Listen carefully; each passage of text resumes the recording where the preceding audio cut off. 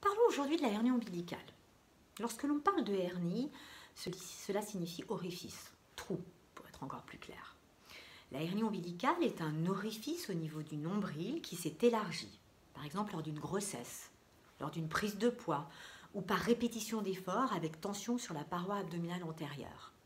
L'orifice, qui correspond initialement à la fermeture du cordon ombilical et qui est normalement millimétrique, va pouvoir atteindre plusieurs centimètres dans certains cas.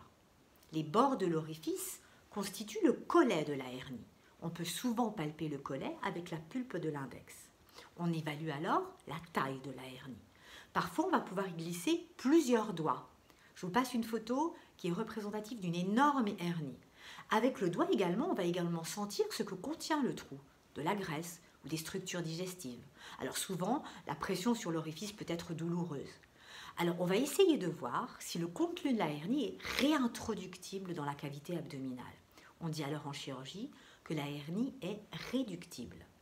Si la hernie n'est pas réductible, elle peut être fixée.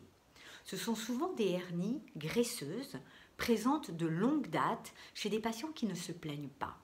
Si elle n'est pas réductible, et ce depuis très peu de temps, en étant extrêmement douloureuse, on parle alors de hernie étranglée ou incarcérée. On est alors face à une urgence chirurgicale.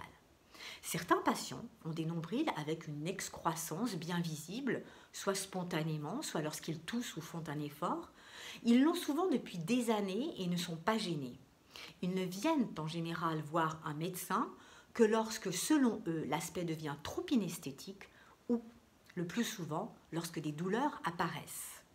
D'autres peuvent avoir des douleurs quasiment intolérables sur des orifices de moins de 1 cm. La taille de la hernie n'est donc pas toujours en corrélation avec la douleur engendrée et la douleur ressentie. Si une hernie devient douloureuse, il est plus raisonnable de consulter pour un avis avant qu'elle ne se complique d'un étranglement.